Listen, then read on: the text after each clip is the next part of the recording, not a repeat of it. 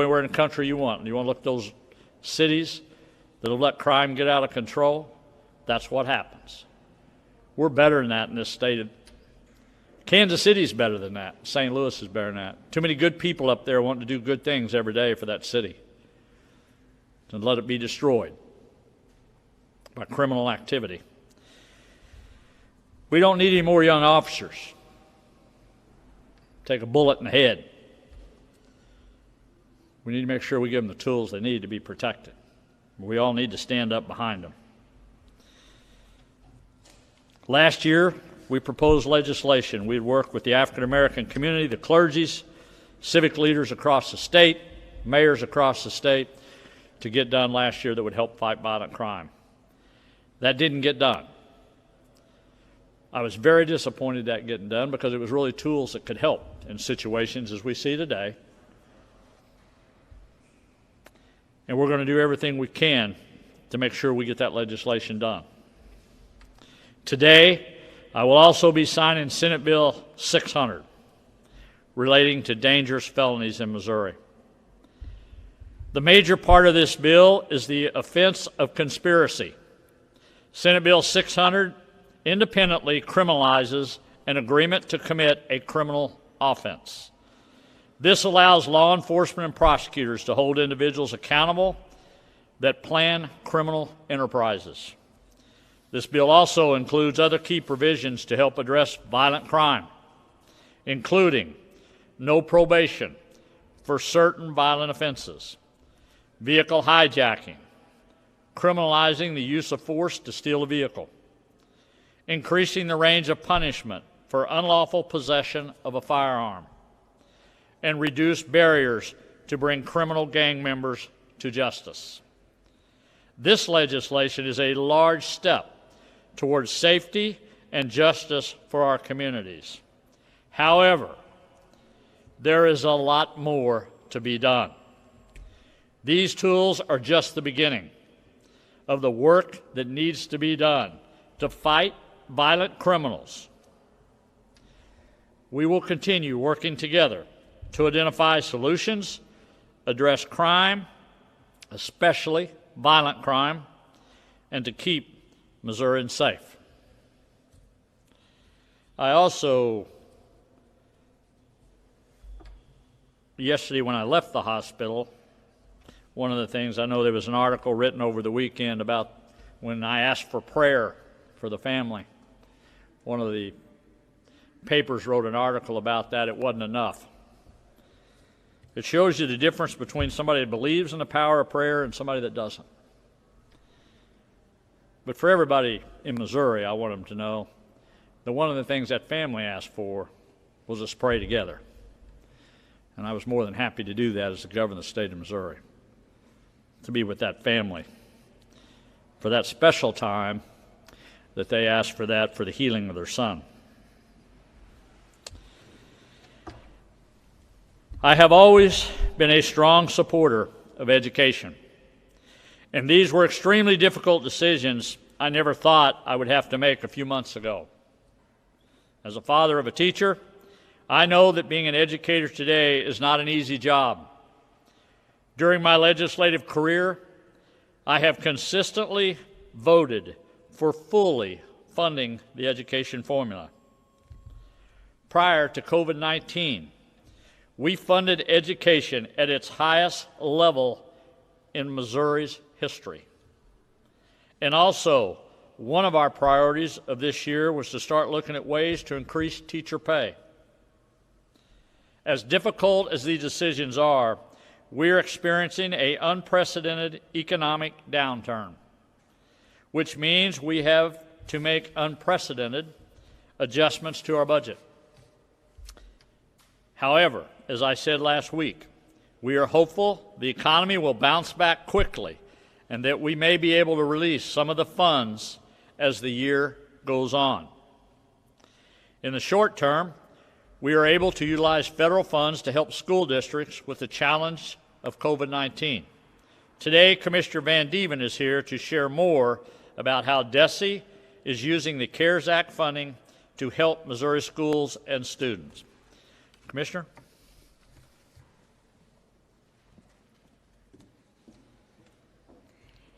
Thank you, Governor Parson, and thank you for your commitment to expanding educational opportunities for all students throughout our state. We know education has always been a strong priority for you. Today I am here to discuss how funds being allocated to our Department of Elementary and Secondary Education from the state's Coronavirus Relief Fund, or the CARES Fund, are allowing us to address two key challenges the COVID-19 pandemic has presented for our Missouri students. On Thursday, Director Dixon made his announcement regarding the state's investment in broadband internet access, noting that broadband internet is the backbone of a resilient economy. Broadband internet, too, has become an essential service needed in educating each of our children, who in turn become our skilled and educated workforce. We have previously shared how the digital divide among Missouri students was magnified during extended school closures this spring, with approximately 20% of our students unable to access online coursework. Students need affordable access to digital resources so that they can receive the high-quality education that they deserve. The first step in achieving access is to ensure that broadband is available to our students, whether school buildings are open or closed. As Director Dixon shared last week, the Department of Economic Development's Office of Broadband Development has allocated $10 million of the state's Coronavirus Relief Fund to our agency, so school districts and charter schools can be reimbursed for costs associated with increasing student connectivity and expanding campus Wi-Fi networks for the coming school year. We estimate these funds will allow 250,000 new connections to the internet for our students. The next step in getting students the access they need is putting devices in their hands. DESE will use nearly $20 million allocated through the Governor's Emergency Education Relief Fund and the Elementary and Secondary Schools Education Relief Fund state reserves to support the schools in providing additional student devices. School closures this spring meant that learning was interrupted last school year in an unprecedented way. As I will continue to reiterate, our teachers and parents went to extraordinary lengths to continue providing educational opportunities for students. Many students and teachers may have thrived in this new environment, but we are also aware that many did not. Families and educators are eager for schools to reopen. We are grateful for the state for allocating an additional $10 million of the CARES funds to our agency to create a formative assessment tool to be ready to use when students return to school this fall to gauge the level of learning loss or growth that students experienced this spring, and then to develop strategies to accelerate learning to get our students who may have fallen behind back on track quickly. These short, turnkey assessments will not be used for accountability, but rather as a valuable tool our educators can use to inform their instruction and assemble the supports a student may need, with results returned to our schools within a week. I'm also excited to share that the state is also allocating $7.5 million of the CARES funds to reimburse schools for transportation and expenses incurred when delivering meals to students during the school closures. This was such an important way for us to continue caring for our students, and we know many Missouri families counted on this help, with schools serving over 19 million meals through the pandemic. And for reimbursement for our much-needed child care workers who were assisted during the time of school closure. An additional $7.5 million of the state's Corona Relief Fund, or the CARES Act, has been allocated to help schools cover the costs of personal protective equipment and cleaning and medical supplies for schools and buses as part of a cost share program with local counties.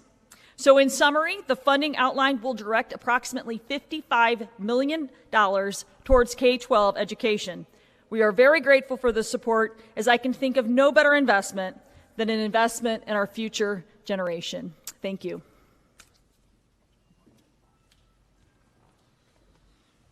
Margie, thank you very much. And I also want to thank the administrators across the state for their part to making sure we are opening the schools back up, we're getting kids back in, and to be able to do it safely and to be able to get our kids educated.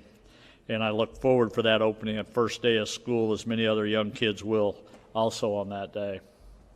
Tomorrow, myself and the Commissioner Van Dieven and I will be traveling to Washington, D.C. to participate in a national dialogue on safely reopening American schools. We will be back on Thursday for our next briefing. And again, please continue to be safe, smart, and responsible. With everything going on around us, COVID-19, the economy, crime, we must keep pushing forward and working for a better future for our families and our future generations. I've said many times, this state has to move forward. You have to understand the virus is out there, and people's got to go back to work. We got to make our commitments back to our jobs, and we got to get our schools back open, and we got to get life back to some sort of normal situation. If we continue to work together and we continue to find solutions, Missouri will be better off than most states as we are today. We just need to keep moving forward and keep helping each other out as we move forward on that. So with that, thank you and God bless. Kelly. Thank you, Governor. Commissioner Van Dieven.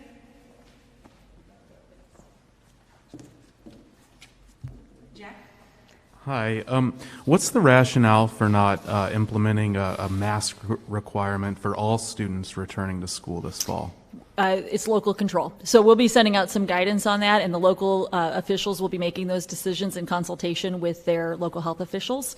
I think if you look at the research that's out there on using masks with children or requiring that for children, there are many, many things that need to be taken into consideration, and I believe that our local leaders and local health officials are doing just that right now. What's the difference between a fourth grader in a rural area versus a fourth grader in a city? Well, I think what I'm talking about, the conditions there is the level of congestion. So how many people are in there? What are the rates like? The positivity rates in that particular environment. So there are a number of things. You're correct. The age is one element, but there are many, many other factors. Okay. Commissioner Van Dieven, you said that roughly $7.5 million is going to go to PPE. Yes. Question about how that's going to be distributed, because it's up to the local school districts to decide if they want their kids to wear masks or what needs to be done. So are schools having to apply to be able to get that $7.5 million? Are you evenly distributing it? How does that work? Schools will be applying for that, and it can be used for PPE, it can be used for cleaning supplies, it can be used for a number of things. Thank you. Hi, Commissioner. Hi. And kind of going off of that, with the, you said $10 million of CARES Act funding, creating 25 or 250 more or 1,000 connections. Right.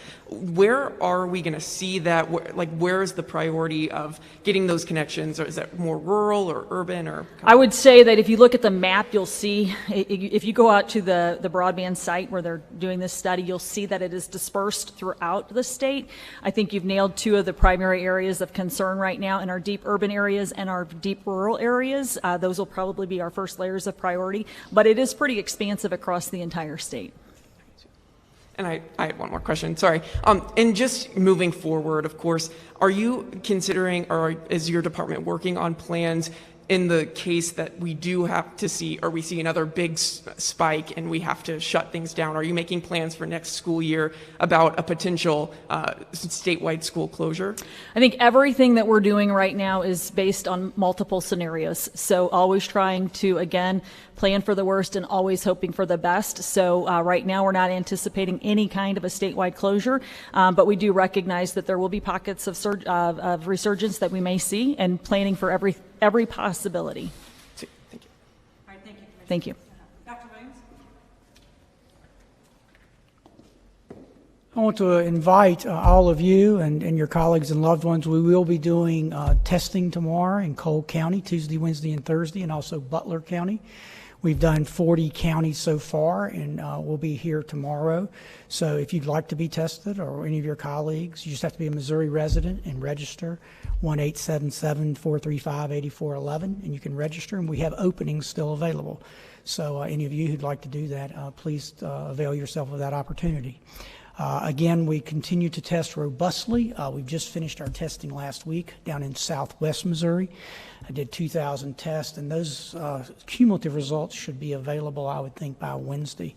If you'd be interested in those, you can just request those. We've been running in our 40 counties about a 1% rate. Preliminarily, it looks like it's going to be a little bit higher in McDonald and Jasper and Newton and Berry County, but we'll have that broken down by county if you'd be interested in that. And I think that'll be available on Wednesday. Have any communities in southwest Missouri reported difficulty in contact tracing with all of the recent cases? And also, is there any update on the CDC and what they're doing? Yeah, thank you for the question. We talk to the CDC daily. They'll be here till July 9th. As you remember, they had several missions. One was to look at the role of food processing plants. One was to look at risk factors in the community. One was to look at the pediatric population. And the final one is to see what they can do to mitigate the community. I mentioned that we're probably going to have a little bit higher in the community than the 1% we've seen. And we're very interested. They've expanded. They've reached out to other food processors who've asked them to come in. I know they're getting ready to do a tour. They're tentatively scheduled here to be here through the 9th of July. And so we very much appreciate their expertise, and I know they've been very, very busy. And so, again, we look at Triumph, which, as I said last week, was incredibly appreciative to us for where they've ended up, and we hope to have a similar experience in southwest Missouri with Tyson and some of the other plants. They've been cooperative, and we feel like that boxed-in strategy has served us well there. Thank you for the question. Hello. Down near Springfield, there is a camp, Canut Camp, and today they are now reporting 82 cases. I just looked at the updated. It's a kid camp for the summer. What are you guys doing? Are you guys getting involved now? 82 cases is quite a lot. Yeah. And are you going to recommend that they kind of stop doing camps for the summer if this is the case? No, and so let me just give you a little background to that. We've been very involved with our summer camps in Kennecott in particular back in May, if not even earlier in April, I think. We think that, as Margie said, you know, school is incredibly important for young people. And we also think camps are important. I was a Boy Scout and Eagle Scout, went to summer camp, and remember incredibly fondly the friendships there, the character development. My love for the outdoors came from being a Boy Scout and camping. And so when we talked to them about the prospect of opening up for the summer, and you got to remember this was about in May, I think, mid-May, we certainly were aware that this could happen. So we asked them and other camps to have a very extensive plan for how they were going to keep that from happening. And if it happened, what would be their plan to do that? And that was for all camps. One thing we added was that if a camp, a summer camp, had one positive case, they had to report it automatically to the state, just like long-term care facilities and prisons and jails. We thought that was important enough. So they've had 82 campers at K2, one of their 6 camps. They bring in, I think, about 13,000 kids each summer. They've had 5,000 come through to date. For those 82, they've closed that camp, and they're testing on their own accord all the staffers, everybody. And they're doing that to mitigate. And then they're planning to open up an abbreviated session once they've isolated those staffers and gotten their tests back that are negative. And so normally I think they're on 2-week blocks, and they're going to 1-week block, is my understanding. So incredibly appreciative to Pam in Stone County, and I know Lisa and Taney has been peripherally involved. But to answer your question, we've been highly engaged with them, and just like we will be with other camps this summer should that happen. Did they submit a plan to you, or did you just ask for one? They worked with, so basically they worked with the local health department, and they submitted a plan to them, to Lisa and Pam in Taney and Stone County. And that was kind of what our recommendation to them was that what we told them was you have to have a way to prevent this, that you've got to put into place measures for social distance the best you can in a camp. And then one of the things we really emphasized was that if you have a positive case, what are you going to do? Because these kids come from all over the country. And so you have to have a plan, who you're going to test, how you're going to test them, how you're going to isolate that. So they work with Lisa and Pam and Stone and Taney County on that. So did they abide by this plan? I think so. I mean, I would talk to Pam and Lisa about that, and particularly Pam. I think she, again, that was handled through the local health department, but we brought in our expertise because it was a change in the state regulations that if they had a positive case, they had to report it to us. So I would highly encourage you to follow up with Pam on that. We'll take one more, Dr. Williams. Brian? Yeah, thanks so much, Dr. Williams. Good afternoon. Our Moberly affiliate, Quicks, reported today that there was some sort of a COVID exposure at a revival in Macon County, a church revival, as I understand it. Do you have any details on that? I do not, but thank you for mentioning that. I'll just say that, one of the things we've worked up is our boxed-in strategy for that type of occurrence, whether it be a sporting event or a concert or in this case, a revival. We very much think that there's an application of our boxed-in strategy to that, where fortunately, many times in those cases, you have a list of attendees, and just like we had the hairdressers down in Springfield, you can work off that very quickly to know who to test and who to isolate. Okay. All right, thank you, Dr. Williams. Thank you, Kelly. Governor Parson? Hey, Brian. Good afternoon, Governor. The mayor of Kansas City, Quentin Lucas, this weekend tweeted a letter, and he's calling for you to essentially call a special session to address violent crime. So two-part question, will you or do you plan to call a special session? And can you share any details about the phone conversation that the two of you had? Thank you. Yeah, let me go back to specials. We've talked about special session ever since session, that there would be special session, whether it be one, multiple, and we've talked about all the time that crime would be part of a special session. I think I've talked to most of the mayors for weeks now about issuing crime. I had a good conversation with the mayor in Kansas City. We talked about some of the officer shootings had, some of the, more on the violent crime side. I emphasized to him, I thought through the legislative process last year we should have got some key elements done. He agreed that should have been done last year, so we agreed on that. So hopefully we'll be working together to push that forward. I think the other thing that's important to realize here, that what I asked the mayors, I said, Mayor, what we got to do is we got to separate, what's going on some of the issues that we're seeing on the news and that's taken center stage compared to violent criminals. But you cannot approach violent crime the same way you can other different crimes. And we're seeing evidence of that right now with the homicide rates in Kansas City, in St. Louis, and some of the crime that's starting to pick up. Look, we are actually exhausting the police forces in this state right now, dealing with other issues besides violent crime. And we've got to get those resources back on the streets where they belong and to be able to address those issues. So those is a little bit of the conversation I had with the mayor. Look, I think we all realize in this state, there's many things we got to address. You got to address prosecution. You got to address law enforcement. You got to put boots on the ground in these communities. Look, and I don't care whether you live, I'll use Mrs. Jones's neighborhood because I had the opportunity to meet her and go to her house last year. She lives in a neighborhood that right down the street from her, there's a lot of criminal activity that goes on, and she's 90 years old and she deserves to be safe. And she needs a little help from law enforcement. She needs a little help from civic leaders to be able to address that issue in those neighborhoods. And we got to do a better job in that. And again, social workers are not going to do that. Mental health workers are not going to do that. That may be part of the solution, but they're not the ones that's going to go in there and protect the everyday citizens out there in front of violent criminals. And I will stress again, as I did all this briefing, violent criminals are violent criminals. They're not going to pay too much attention to the timeout mode. So you're going to have to address that issue with whatever force it takes to take them off the street. Hi, Governor. One of the bills you signed today, House Bill 2046, involved changes to the county coroner system, including a new state committee reviewing their work. So what's your thoughts exactly on that part of the House bill? I think that was good. I actually met with the gentleman today that actually started that. He had been working on that for 9 years. because something happened to his son with that. And I think we all know, and I'm not sure which county he was in, but let's just say third-class counties. I'm familiar with that when I was a sheriff.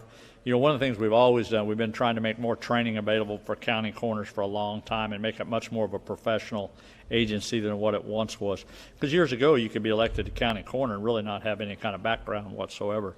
So I think it's good to have a review process, accountability. We all need that. I think that's moving things forward, and I think that's what that bill really does, is give a review process. If a county coroner would refuse to do something, even when his peers thinks he should be doing something different, we need a process in place to make that correction. I think that's what it does. And I think, again, we all need to be held accountable sometimes to that, and I think that's really what it does. It really puts a review process in place. Hi. So last week, the Centene CEO, Mike Deardorff, said that Missouri's lack of Medicaid expansion was holding the state back. What's your reaction to that? And just generally, are you worried that companies are going to be more inclined in the future to locate in states with Medicaid expansion? Well, I don't know what Michael said. I haven't read any of his briefings other than what you guys are saying out there. But the point of it is the company's going to do business. I mean, Centene's a big company. They're going to be here in Missouri. They're business guys. Look, the simple truth to Medicaid, the question becomes is, can you afford it or can you not in the state of Missouri? And that's what this election will be about in August. I mean, it's people will decide that. But the reality of it is right now, the state of Missouri, whether you want to do it or you do, just doesn't have the money to support a program like that. But I don't think that brings companies in or out of the state. Our Medicaid is one of the strongest. I think we're one of the highest, the top 5 in the United States right now in paying out Medicaid, if I'm not mistaken on that. But so I think if there's some business wanting to come here for the Medicaid, there's not many states probably do it any more than what we do. And the ones that have expanded in the 30-some-odd states, we all know that's there's no savings to that. I mean, every state we know costs more. And it's a government program. I mean, the reality of it is it just costs more to operate. And people are just going to have to decide if they want to do that or not in August. He said that one of the reasons he likes Medicaid expansion is because without it, you're having the hospitals do more charity care, which shifts the costs to employers so they're having to increase the costs of employer-based insurance. Is there a business case for expanding it? Well, I mean, if you're one of the recipients of it, yes. I mean, the hospital is going to be supportive of it. They're going to be a recipient of that fund. So I think you have to see again, I'm going to say you just need to get all the facts in front of you. And the people of the state will have to make a decision on whether they support the Medicaid expansion at this time or whether they don't. And there's going to be a pro and con to that like any other issue. And I just hope everybody takes in the facts of it and then they make a decision when they go vote. Have you been working on a con campaign? A what? Is there a con campaign out there that you know of?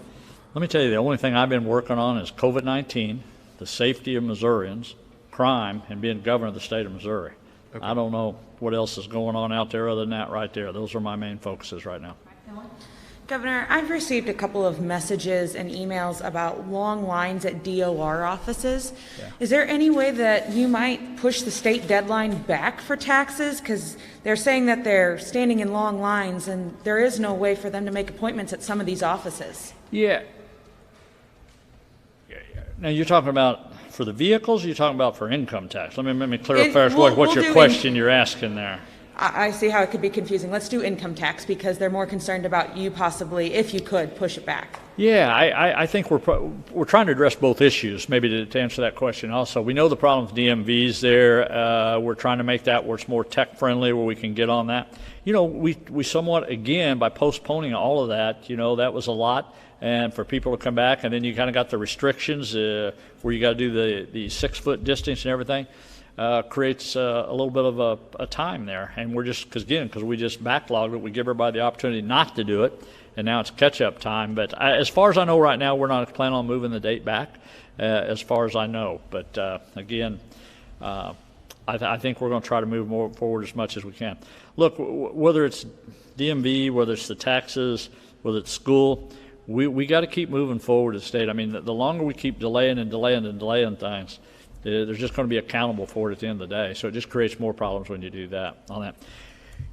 Finishing up today, I do want to say I think it's Shelley that's out here today that's helping us with out here. I'm going to put her on the spot. She got called at the last minute kind of to help with AJ, so I want to thank her for being here today, helping us to communicate today to a lot of listening audiences out there, to people out there that's viewing today on that. So with that, thanks everybody. I will see you back on Thursday. Thank you.